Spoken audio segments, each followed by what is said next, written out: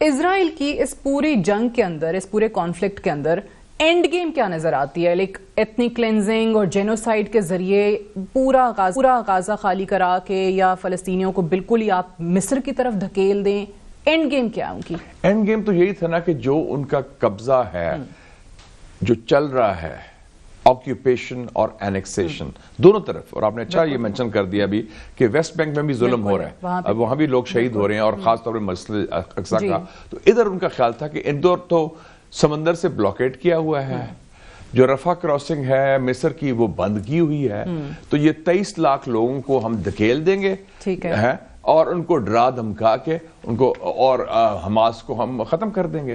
تو وہ and game تو کامیاب نہیں ہوئی.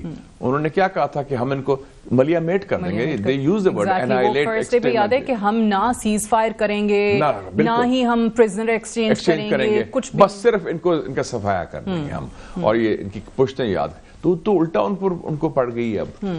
اور آپ دیکھیں کہ وہ کہہ رہے ہیں کہ ہمارے بندے واپس کرو.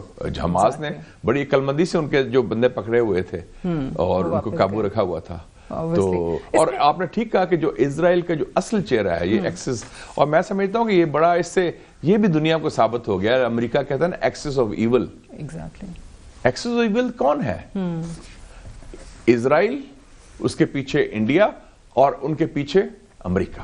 یہ ایکسس آف ایول ہے جو ظلم کی بنیاد پر پالیسیز بناتے ہیں، اور جن کا کوئی دین ایمان نہیں، کوئی انسانی حقوق کی بات نہیں، کوئی مہذب معاشرے کی بات نہیں، اور کوئی UN چارٹر کی بات نہیں. قتل عام میں وہ شریک کے جرم ہے. بالکل صحیح کہہ رہے ہیں. لیکن اس میں یہ بھی تو دیکھیں نا کہ اس دفعہ جو امریکہ کی طرف سے سپورٹ مل رہی ہے اسرائیل کو، یہ بھی انپریسیڈنٹڈ ہے بہت لوگوں کو لگتا ہے، کیونکہ ماضی میں بھی رہی ہے امریکہ کی سپورٹ. جی بالکل، کہ ماضی میں بھی رہی ہے، لیکن کہیں نہ کہیں وہاں سے کوئی پریشر آتا تھا، وہاں سے یہ تو بہت بے شرمی سے، بے غیرتی سے امریکن انتظامیہ کو میں سمجھتا ہوں، اور خاص طور پہ جو صدر بائیڈن ہے، یہ اگلا الیکشن ہار گیا ہے. یہ بی ویری کلیئر. اب وہاں پہ دیکھ لیں ان کو کہا جا رہا ہے کہ جی بائیڈن خود ایک زائنسٹ ہے، جو ان کے اخبار کہہ رہے ہیں. آپ کو پتا کہ یہ ابھی امریکہ میں اس کو تھینکس گیونگ ہالیڈے ہے نا، بہت بڑی چھٹی ہوتی ہے. وہ اپنی چھٹی اپنی بیوی کے ساتھ، بچوں کے ساتھ وہ گیا ہوا تھا. وہ ایک چھوٹا سا آئیلینڈ ہے نینکوٹک، ادھر اپنا میساچوسٹس میں. ادھر وہ شاپنگ کرنے نہیں جا سکتا، اس کو نعرے مارتے ہیں لوگ کہ شیم on you, shame on you. یہ نعرے اس شہر کے اندر جہاں بڑے امیر لوگ رہتے ہیں اور بڑا خاص آئیلینڈ ہے میساچوسٹس. انہی ممالک کی اپنی عوام نے عام جو کہتے ہیں، آج بھی لندن میں کتنا بڑا ڈلوژ نکلا ہے، کل نکلا ہے. آپ دیکھیں کہ مغربی عوام کو میں سلوٹ کرتا ہوں، اور اس میں یہودی ہوں یا مسیح برادری کے لوگ ہوں، جو بھی ہوں، کمیونٹیز کے ہوں، مذہب کا کوئی تعلق نہیں، انسانیت کا تعلق ہے اس سے. اور انہوں نے سٹینڈ لیا ہے. اور مسلمان دنیا سے اس سے بڑھ کر بڑے جلوس نکلے ہیں ڈیمونسٹریشنز میں. So that also played a huge role. اتنے بڑے پبلک اوپینین اتنی اسٹرانگ ہو گئی ہے. اور کچھ ممالک کے پھر لوگوں نے بھی، جیسے یورپین یونین، کچھ ممالک نے سٹینڈ بھی لیا. بالکل. اس میں سارے میں ہم ہمیشہ کہتے ہیں انٹرنیشنل فورمز جو ہیں، یونائٹڈ نیشن سب سے بڑا، وہ کہاں پہ کیوں؟ میں سمجھتا ہوں کہ یونائٹڈ نیشن سیکرٹری جنرل نے تو انہوں نے تو خیر اینٹونیو گوٹریس جو سب سے امپورٹنٹ بندہ ہے، اس نے کہا ہے، اور اس نے سب سے پہلے جسٹیفائی کیا تھا. انہوں نے کہا 7 اکتوبر میں جو ہوا وہ ایک خلا میں نہیں ہوا. It did not happen in a vacuum. اس کے پیچھے ایک تاریخ ہے، اور تاریخ ہے ظلم کی، جبر کی، مظالم کی، بربریت کی، آکیوپیشن کی، اینیکسیشن کی. یہ بہت بڑا بیان دیا انہوں نے. اور انہوں نے اسرائیل نے کہا کہ اس کو استعفیٰ دینا چاہیے UN سیکرٹری جنرل کو. ابھی ریسنٹلی جو ساؤتھ افریقہ کی اسمبلی سے بھی ایک جو ریزولوشن آیا ہے، جن کی آپ مثالیں دے رہی ہیں، یہ مسلمان نہیں ہیں، اور لیٹن امریکہ میں بھی. تو ہم کیوں، میں اسی پہ آ رہی تھی کہ جو یورپی ممالک کی طرف سے سٹانس آ رہا ہے اس وقت اگینسٹ اسرائیل، ساؤتھ افریقہ نے جو کچھ کیا ہے، ہم کیوں نہیں کر سکے؟ مسلم ممالک کیوں نہیں کر سکے؟ مسلم ممالک میں ہمت نہیں ہے، خوف ہے. اور زیادہ تر حکومتیں ایسی ہیں وہ اپنے عوام سے ڈرتی ہیں، اور ان میں وہ جان نہیں ہے. اس کا میں چھوٹا سا اگزامپل دیتا ہوں. میں ایک دفعہ ایز اے جرنلسٹ، جب آپ جرنلسٹ ہیں یو ول انڈرسٹینڈ، میں یاسر عرفات کو انٹرویو کرنے گیا ٹیونس میں، اور I was editor of the Muslim. تو میں نے اس سے انٹرویو سے، میرے 3-4 گھنٹے کا انٹرویو تھا. کہتا ہے اس نے مثال دی، کہتا ہے میں ایک ملک گیا، اس نے نام نہیں لیا اس ملک میں، وہ بادشاہ تھی اس ملک میں. تو کہتا ہے اس دن ہمارا انتفادہ جو اپرائزنگ تھی، بڑی چل رہی تھی اسرائیل کے خلاف. تو میں نے دیکھا کہ اس خبر نامے میں ٹی وی میں سرکاری ٹی وی ہوتا ہے کوئی خبر نہیں آئی اس کی ہمارے جو جدوجہد کی. تو کہتے ہیں مجھے بڑا غصہ چلا. میں نے اگلے جو بادشاہ تھا اس سے میرا ناشتہ تھا, میں نے کہا جو آپ کا وزیر اطلاعات ہے اس کو تو سیک کرو تم, یہ نالائق ہے, اس نے خبر نہیں دی.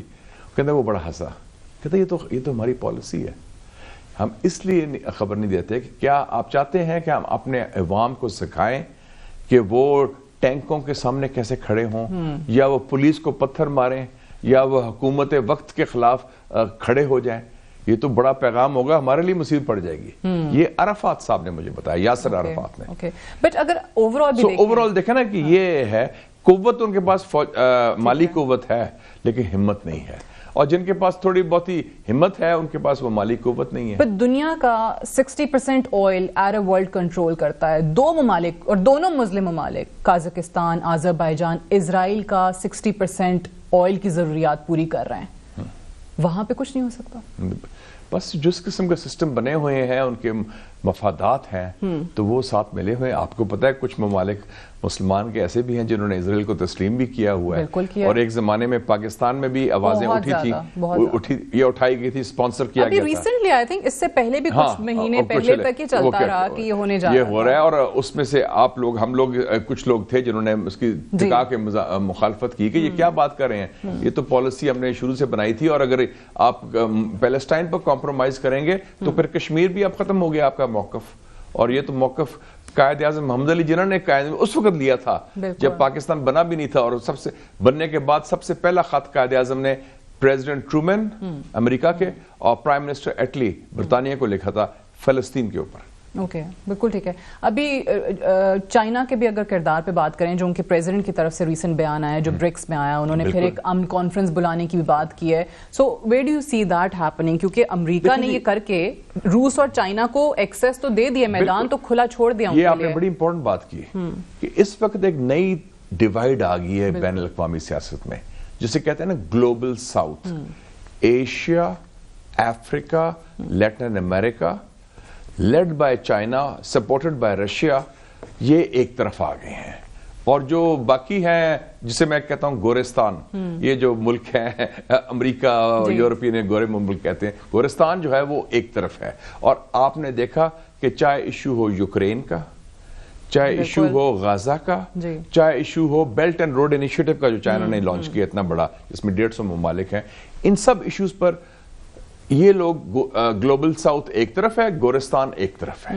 تو وہ ایک بہت بڑی تقسیم آئی ہے, اور اس میں امریکہ نے اور یورپین یونین نے بہت لوز کیا ہے. میں سمجھتا ہوں کہ یہ ناقابل تلافی نقصان ہوا ہے. اس غزہ کی جو جنگ ہو رہی ہے 7 اکتوبر کے بعد, ایک ٹرننگ پوائنٹ ہے عالمی سیاست میں.